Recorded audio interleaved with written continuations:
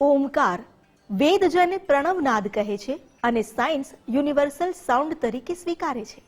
Big bang theory અનુસાર બ્રહ્માંડની ઉત્પત્તિ કે પછી નાદ બ્રહ્મમાંથી સૃષ્ટિની રચના, તાળો મેળવીએ તો બધું એક જ સમાન. ઓમકાર સર્વત્ર વ્યાપ્ત છે. આ ઓમકાર માત્ર સૃષ્ટિનું કેન્દ્ર નથી, પણ જીવન સાથે પણ તે અત્યંત ગૂઢ રીતે જોડાયેલો છે. જીવન ચક્ર સાથે ઓમકારનું કનેક્શન કેટલું દિવ્ય છે એ સમજવા જેવું છે. ચાલો આ સંયોજન સમજીએ જ્યોતિષાચાર્ય ઉર્વશકુમાર પંડ્યા પાસેથી.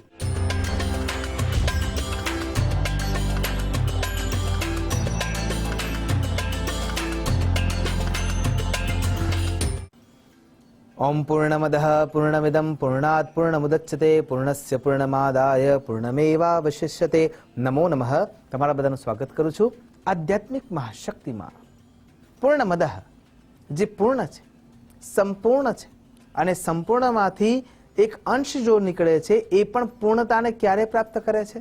જ્યારે એ અંશ પૂર્ણ રૂપે એમાં વ્યાપ્ત થઈ જાય છે, એમાં મિશ્રિત થઈ જાય છે, એમાં એકાકાર થઈ જાય છે, પોતાની તમામ ઉર્જા ઓરા એકમેકમાં મળી જાય છે, એને પૂર્ણ કહેવામાં આવે છે. કેમ?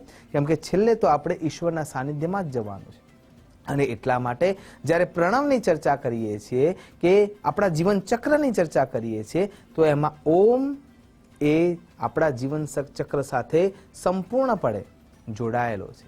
કેવી રીતે જોડાયેલો છે અને કેવી રીતે આપણે એને તાર્કિક રીતે પણ જો વિચાર કરીએ તો ઓમકારને જીવન ચક્ર સાથે જોડી શકીએ છીએ. ઓમકારમ બિંદુ સંયુક્તમ નિત્યં ધ્યાયંતી યોગિનઃ. જે નિત્ય યોગીઓ દ્વારા ધ્યાનમાં મગ્નતામાં એ નાદનો સ્પર્શ થાય છે, એ નાદની અનુભૂતિ થાય છે, એ નાદને આત્મસાદ કરવામાં આવે છે. યુનિવર્સલ સાઉન્ડ પણ ઓમ જ છે તો એ આપણા જીવન ચક્ર સાથે જોડાયેલું હોય જ છે.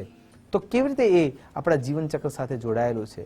જ્યારે માતા પિતાના રજવીર્યનો સમન્વય થાય છે અને સમન્વય થવાની સાથે સૌથી પહેલા બિંદુ રૂપે આપણી ઉત્પત્તિ થતી હોય છે. અને જે બિંદુ રૂપે ગર્ભાવસ્થાના અંદર ગર્ભસ્થાનમાં જ્યારે એ બિંદુનું પ્રસરણ થાય છે, એ શુક્રાણુની ગતિ જે આગળ વધી રહી છે અને એ અવસ્થામાં જ્યારે એ અંડકોષમાં પ્રવિષ્ટ થાય છે ત્યાં સુધીનો જે માર્ગ છે એ માર્ગ છે એ કેવળ બિંદુ સ્વરૂપે જોવા મળે છે. અને એ બિંદુ એટલે કે જો મેડિકલ સાયન્સની ભાષામાં આપણે વિચાર કરીએ તો જે એમ્બ્રિયો તૈયાર થાય છે એ એમ્બ્રિયો એ સાચા અર્થમાં ઓમકાર ઉપર રખાયેલું જે બિંદુ છે એ છે. ત્યારબાદ ધીરે ધીરે શરીરના માધ્યમથી પોષણ તત્વની શરૂઆત થાય છે. પોષણ તત્વ આપણા શરીરમાં પહોંચે છે અને પોષિત થતા પછી ત્યાં ઓમકારનો જે ચંદ્ર મહારાજનો ભાગ જે દેખાય છે એ રીતે વિચાર કરીએ તો એ બાળકનો સૂતા અવસ્થાનો ભાગ છે, જેને ડેડ ટોપ કહેવામાં આવે છે મેડિકલ સાયન્સની ભાષામાં. અને ત્યાં એ તત્પરતા રૂપે આપણે એવું જોઈ શકીએ છીએ કે બાળક એ જ અવસ્થામાં એક પૂંછડીના ભાગથી જોડાયેલું છે અને એ અવસ્થામાં એ લગભગ 12 અઠવાડિયાના અંદર આ અવસ્થા જોવા મળી જતી હોય છે, જે અર્ધચંદ્રકાર રૂપે ઓમકારના ઉપર જોવા મળે છે. અને ત્યાંથી આગળ આપણે જ્યારે બાળક વિકાસ થવા લાગે છે ગર્ભાવસ્થામાં જ અથવા ગર્ભસ્થ સ્થાનમાં જ, ત્યારે એ અવસ્થા જોવા મળે છે કે એક નાડ એના નાભી ભાગમાંથી જોવા મળે છે, જે ઓમકારના પાછળનું નાડ ભાગ જોવા મળે છે અને એના ઉપરના ચંદ્રબિંદુ સાથે એ જોડાયેલો છે. તો કહેવાનો અર્થ શું છે કે જન્મ સાથે જ એ માં જગદંબા આપણી શક્તિ રૂપે આપણા શરીરને પોષિત કરવાનું કામ કરે છે, જેને આપણે આપણા સ્થૂળ રૂપમાં માં રૂપે જોઈએ છે. એના શરીરનું નાડ પણ આપણા નાડ સાથે જોડાય છે અને એ પણ ઓમકાર સાથે વ્યાપ્ત થયેલું જોવા મળે છે.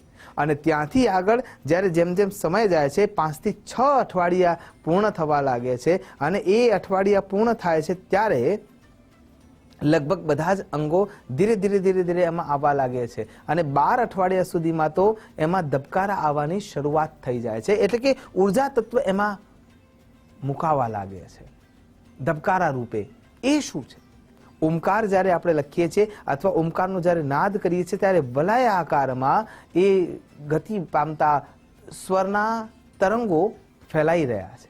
એટલે કે એક ઓરાનું તત્વ જે ગર્ભસ્થ કોથળી છે એ જે ચક્ર છે એ ઓરાનું ચક્ર માની લેવામાં આવે તો એ આપણને જોવા મળશે કે બાળક એમાં સૂતું છે અને એના આજુબાજુમાં એક વલયાકાર રૂપમાં ગર્ભસ્થ કોથળીનું સ્થાન છે. અને એ રીતે ઓમકારના નાદની અંદરથી જે તરંગો નીકળી રહ્યા છે એ તરંગો એક ઓરા ક્ષેત્ર ઉત્પન્ન કરે છે, જેના અંદર બિંદુ રૂપે એનું પ્રસ્થાપન થયું છે. ચંદ્ર રૂપે એનું શરીરના અંગો ધીરે ધીરે ખીલવા લાગ્યા છે. નાડ સાથે એ પોતાના મૂળ રૂપ સાથે જોડાયેલું છે અને ત્યાંથી જેમ જેમ એના અંગો વિકસવા લાગે છે, જેમ જેમ એના ભાગ વિકસિત થઈ રહ્યા છે, ધબકારા આવવાની શરૂઆત થાય છે, એ વખતે પૂર્ણ રૂપે એના અંગોમાં સ્પંદનતા આવવા લાગે છે અને એ ધીરે ધીરે એક ઓરા ક્રિએટ કરવાની શરૂઆત કરે છે ને એ ઓરા એટલે ઓમકાર. અને ત્યાંથી આગળ વિચાર કરીએ ત્યારે એ જે તગડા રૂપે આપણને જોવા મળે છે એ તગડા રૂપે જોવા મળે છે. એમાં સૌથી પહેલો ઉપરનો ભાગ છે એ ઓમનો જે પ્રણવનો ભાગ છે એમાં ઉપરનો ભાગ છે એ માથું છે, એટલે કે જ્ઞાન છે. જે વચ્ચેનો ભાગ આવે છે એ શરીરના ધડનો ભાગ છે, એટલે કે એ હૃદયનો ભાગ છે, એમાં ભક્તિ છે. અને બાજુનો જે હાથ પગનો ભાગ છે અને નીચેનો જે હાથ પગનો ભાગ છે એ જ્યારે જોવા જઈએ છીએ તો એ કર્મ છે. અને જ્યારે 9 માસ પૂર્ણ થવાના હોય છે ત્યારે અલગ અલગ પ્રકારના સંસ્કાર જે આપણે કરીએ છીએ, સંસ્કારોથી સુસજ્જ થઈને શરીરમાંથી બાળક બહાર આવે છે, એનો જન્મ થાય છે. સૌથી પહેલા જે મૂળભૂત ધ્વનિ છે અ, ઉ અને મ, એ જ અવાજમાં, એ જ સ્વરમાં, એ જ શબ્દમાં, એ જ લયમાં બાળક રડવાનું શરૂ કરે છે. અને ત્યાં પહેલું ઉચ્ચારણ ઓમકારનો જ થાય છે. અ, ઉ અને મ દ્વારા એ રચિત છે, એટલા માટે બાળક અ, ઉ અને મના સંયોજનથી જ રડવાનું શરૂ કરે છે, કેમ કે બુનિયાદી સ્વર છે, એ મૂળભૂત શબ્દો છે. ત્યારબાદ જીવન ચક્ર શરૂ થાય છે, જેના અંદર બાલ્યાવસ્થા આવે છે, કિશોરાવસ્થા આવે છે, યુવાવસ્થા આવે છે, પ્રૌઢાવસ્થા આવે છે અને વૃદ્ધાવસ્થા આવે છે. ત્યાં સુધી પણ ઓમકાર જોડાયેલો જ છે, કેમ કે જ્યારે ઉર્જા તમારી કેન્દ્રમાં થઈ છે અને ઉર્જા દ્વારા તમે તમારો એક ઓરા તૈયાર કર્યો છે, એ ઓરા તૈયાર કર્યા પછી એમાં જે પ્રવેશ થઈ રહ્યો છે દરેક વ્યક્તિના શબ્દોનો, દરેક વ્યક્તિના શિક્ષણનો, દરેક વ્યક્તિના ભાવનો, એ ભાવ તમને કોઈના કોઈ રીતે સ્પર્શ કરી રહ્યો છે. કેમ કે તમારા ઓરા ક્ષેત્રમાં એ ભાવ સ્પર્શ કરીને કાં તો એ હકારાત્મકતા સાથે આવે છે અને કાં તો એ નકારાત્મકતા સાથે આવે. એટલે મૂળભૂતમાં જે ઓમકાર જ્ઞાન રૂપે મસ્તિષ્કમાં બેઠું છે એ એને ડરાવતો જરાય નથી, પણ આપણે બીજા બ્રહ્મરૂપી શબ્દોથી એના અંદર માયાને પ્રવિષ્ટ કરાવડાવીએ છીએ. અને એટલા માટે થઈને 1 થી 5 વર્ષના બાળકો પછી ધીરે ધીરે ડરવાની શરૂઆત કરે છે. એના માનસનો વિકાસ થવાની શરૂઆત થઈ છે, પણ બ્રહ્મરૂપે જે જ્ઞાન આપવાનું છે એ વિદ્યા આરંભ સંસ્કારથી થાય. એટલે મૂળભૂતમાં જે ઓમકાર જ્ઞાન રૂપે મસ્તિષ્કમાં બેઠું છે એ એને ડરાવતો જરાય નથી, પણ આપણે બીજા બ્રહ્મરૂપી શબ્દોથી એના અંદર માયાને પ્રવિષ્ટ કરાવડાવીએ છીએ. અને એટલા માટે થઈને 1 થી 5 વર્ષના બાળકો પછી ધીરે ધીરે ડરવાની શરૂઆત કરે છે. એના માનસનો વિકાસ થવાની શરૂઆત થઈ છે, પણ બ્રહ્મરૂપે જે જ્ઞાન આપવાનું છે એ વિદ્યા આરંભ સંસ્કારથી થાય છે. અને જ્યારે વિદ્યા અભ્યાસ કરવાની શરૂઆત કરવામાં આવે છે, એટલે કે બાળક ધીરે ધીરે યુવા કિશોરાવસ્થામાં, તરુણાવસ્થામાં પ્રવેશ કરવાની શરૂઆત કરશે, એ સમય પૂર્વે આપણે એ પ્રણવના બીજા ભાગમાં હૃદયસ્થ ભાગને વિચારવાનો આવે છે.